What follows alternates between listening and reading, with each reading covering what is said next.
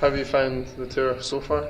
It's been good. Yeah, so far so good. Edinburgh Yeah. last night, Dublin the night before. Yep, night before Quite we. intense, Belfast. And Yeah, Belfast and Dublin. Dublin the day after St. Patrick's Day too, Oh, which yeah. we didn't That's expect anybody to unfortunate. show up. Yeah, but they did show up actually. Yeah. But we're kind of disappointed. We haven't had a chance to stop by any thrift stores yet, so Yeah. that's kind of the plan tomorrow, I think. Yeah, and Glasgow, are you getting a chance to stick around Glasgow, or are you shooting off again tomorrow? we will a little bit. Then we have to head down to Leeds. But yeah, we'll be looking around and whatever charity shops that are open tomorrow for videos. There's quite a few. You're in a good location. The West End has quite a few. We drove by a Salvation Army down the street, Yeah. so we saw those, and we always find Salvation Armies to be the best. Like Yeah. at least in the States, they don't even you can find home movies in there. Yeah. You know, they don't filter anything. So.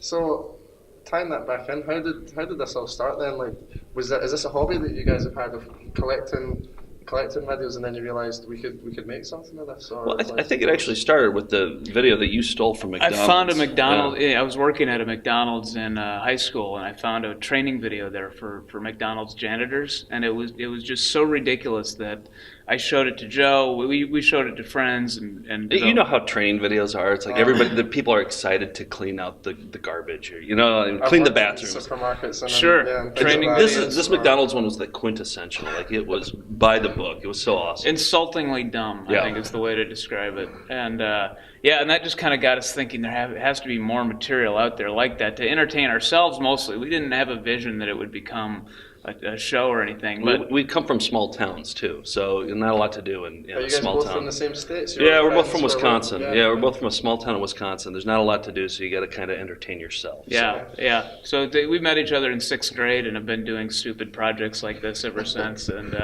this is just the one that people seem to like as much as we did. So yeah. So did that spur you on to then start a collection look for these other videos, and then you must have amounted a ton of footage. And so when was it, around 2004, the first festival? That was kind of the inception of it. Yeah. We were working on a documentary at the time. Is that Dirty Country? Yeah. We were working on a documentary called Dirty Country, and we ran out of money for it. And so we decided, at this point, we had tons of videos. I had worked at a video duplication house in Minneapolis, so I got a huge collection. We'd been stopping at thrift stores for a long time, so we had a huge collection of videos, and we ran out of money for this movie, so we said, you know what, why don't we take some of these videos, show them to people, charge admission, take the money from the admission, put it into the movie. And it actually worked. And actually, It got bigger than the documentary did. It became a full-time job after a while. Yeah. And our collection, we have over 6,000 videos now, and there's just all sorts of different kinds. We can't believe some of the ones we found, like other people's home movies, and like just strange, like high concept videos, like possum massage and horse shaped back scratching videos that we just don't know where or when we're gonna find the next great video. So that's kind of the rules you guys set yourself. Like you have to find all your footage in the physical form by video, and it all has to be not trying to be funny, but just failing so miserably. Unintentionally funny. Yeah. That's the main thing, and also nothing off the internet. Like that's cheating. It's absolutely cheating. So, but we used to say it does have to be found physically in hand. We used to say it has to be VHS, but we've kind of evolved a little bit. We're not proud, but we will dabble in DVD now at this point. So. Yeah. Well, one's too good to pass up. We'll include a DVD, but it is, I think, just because of the uniqueness and the newness of VHS. There's a lot of weird ideas that ended up on videotape. Yeah. So it's kind of a unique moment in time, and so that's why most of it is VHS. Yeah, it was like in the 80s and 90s, we call it the golden age of video because it suddenly became cheap to produce that kind of stuff. So they were just crapping out videos left and right, just like exercise videos and training videos and everything. And so now there's tons that everybody's getting rid of them because DVD's the format and online streaming. So there's tons at thrift stores. So you're able to find more now, more than ever, probably because. Yeah, absolutely. We're finding that's dwindling a little bit. Like a lot of thrift stores don't even take VHS because nobody buys it anymore. That scared us to death. That's actually why we're on this big, ambitious tour. Yeah. We're going to all 50 U.S. states. We have 7 left, and the UK, Ireland, and because not this time around, but maybe in August. And I think it's partly just because we like doing the show, but partly because we want to rescue any VHS tapes out there before they're gone forever. I think in 5 years there aren't going to be any more VHS tapes in thrift stores. Not as many as there are now. Yeah. Are you guys encouraging people to send VHS Absolutely. tapes to you and things Oh, like yeah, that? I guess you need to. Yeah, we love it when people do our work for us. Yeah, that's the best. We always encourage that. It's frustrating because we can't be everywhere at once to find, and you know there's good footage out there. So we rely on it, and we love it when people will bring us tapes at shows or send them to us via our website. Especially training videos, because those are the hardest ones to find, but those can sometimes just be the best. And so sometimes whenever we're at a store or a restaurant, we'll say, like, do you guys have to watch training videos? Would it be possible? Like, we were at an Olive Garden in the States, and just this shitty restaurant. And we were like, we befriended this one guy, and we're like, oh, do you guys have any good training videos? He's like, yeah, I do. I was like, could you please steal them for us? And, I think, we tried to talk him into it, but he wouldn't do it. But we gave him our card, and we said, if you ever, get rid of your scruples, please let us know and send us the videos. So, yeah. So each year, how long does it take you to compile all the videos you have to then say, right, that's what we're setting on for the festival? That sounds, it must take quite a while. Yeah, well, we tour 9 months out of the year, and while we're touring, we're scooping up videos, and then it's usually like 3 or 4 months, I think, we just lock ourselves in a room, hold hands, and dive in.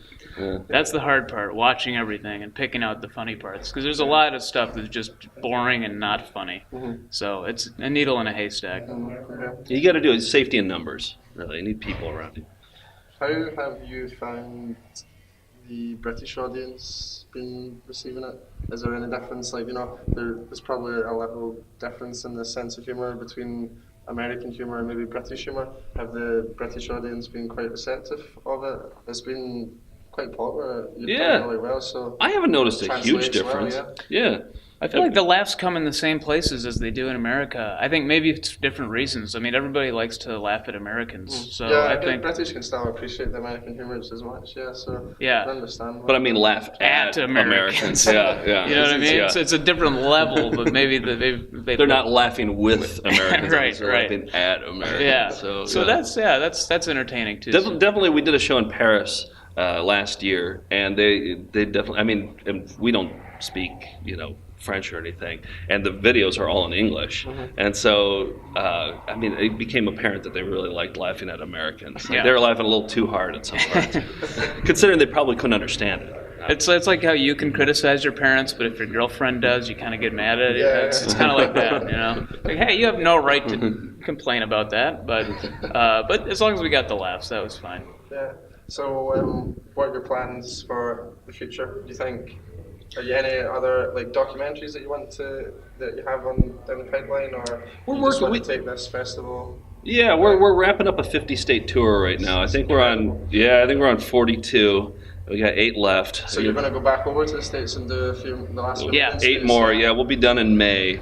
And we're going to take a little time off, and then we're working on a TV show now. Really? Yeah. So we'll see. Found footage theme park. The sky's the limit. I don't. As long as we're able to continue sharing our video collection with people, as long as people are still interested in seeing it, that's really the fun. And as long as there are still stupid videos out there, and from what we've seen, there's no shortage right now. So we're happy to just be able to do that.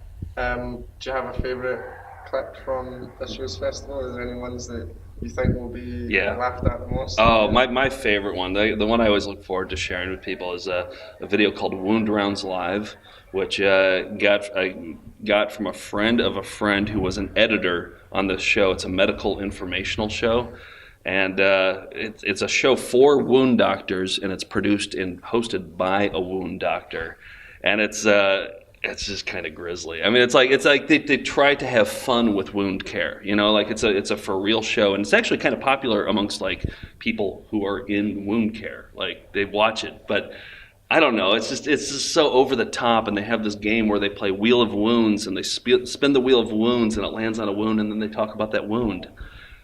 It's just I don't know if they need to make it be fun. I think wound care can just be wound care. Just be clinical about it. You don't have to spice it up. Yeah. But that's the one I always look forward to, because it's pretty gruesome. The reactions are the best for that. You get people watching through their eyes, and a lot of walkouts, a lot of screams and walkouts. Yeah. So that's pretty fun. So can we expect you guys to do you see anything before the festival starts?